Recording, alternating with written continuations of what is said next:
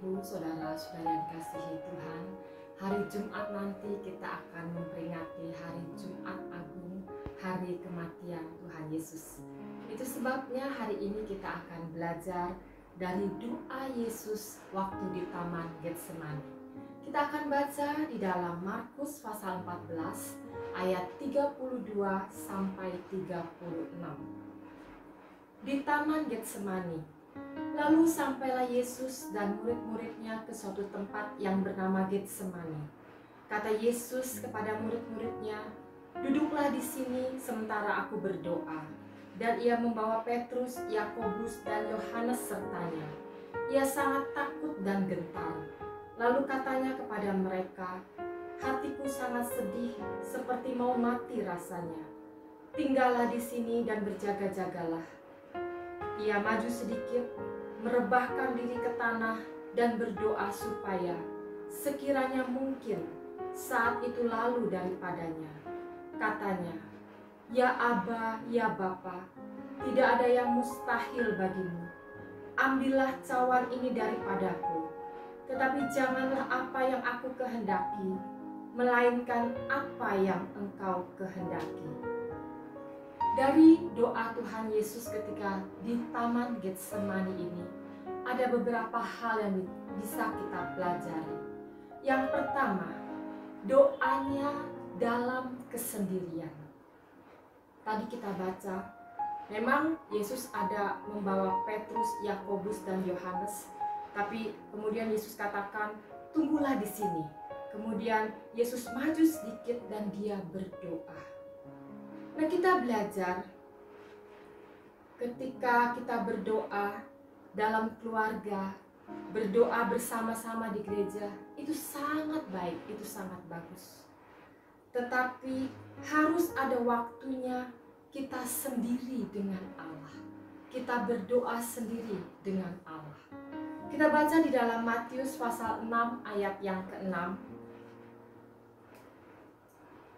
"Tetapi jika kamu berdoa, masuklah ke dalam kamarmu, tutuplah pintu dan berdoalah kepada Bapamu yang ada di tempat tersembunyi. Maka Bapamu yang melihat yang tersembunyi akan membalasnya kepadamu."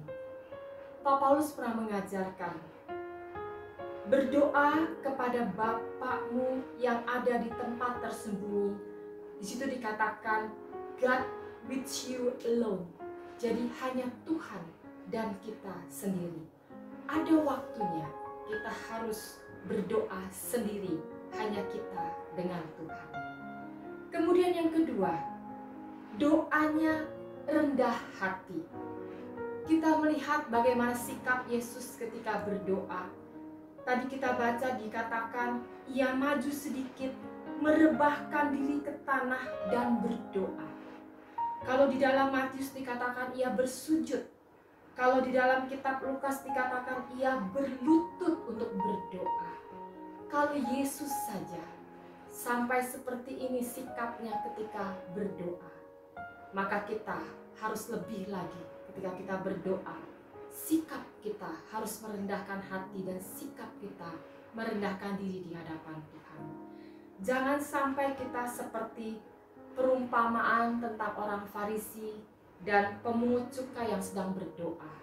Orang Farisi berdoa, dia berkata, "Saya bersyukur karena saya bukan perampok, saya tidak melakukan hal-hal yang jahat, saya tidak seperti pemungut cukai ini, saya doa puasa setiap seminggu 2 kali, saya membayar perpuluhan."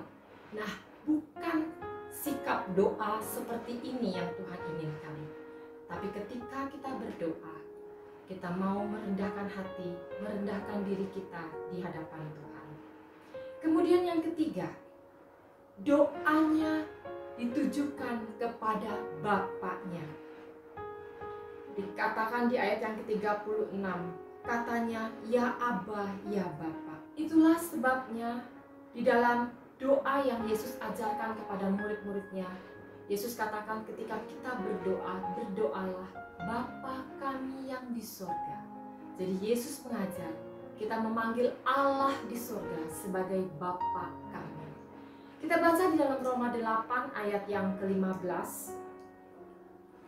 Sebab kamu tidak menerima roh perbudakan yang membuat kamu menjadi takut lagi, tetapi kamu telah menerima roh yang menjadikan kamu anak Allah. Roh itu kita berseru, ya Aba, ya Bapa. Jadi ketika kita berdoa, kita panggil dia Bapa kita, dan kita menempatkan diri kita sebagai anak-anak Allah. Kemudian yang keempat, doanya tekun. Kalau kita baca, dikatakan bahwa Yesus berdoa sampai 3 kali dengan doa yang sama. Dalam perumpamaan tentang hakim yang tidak benar, Yesus menegaskan kita harus berdoa dengan tidak jemu-jemu.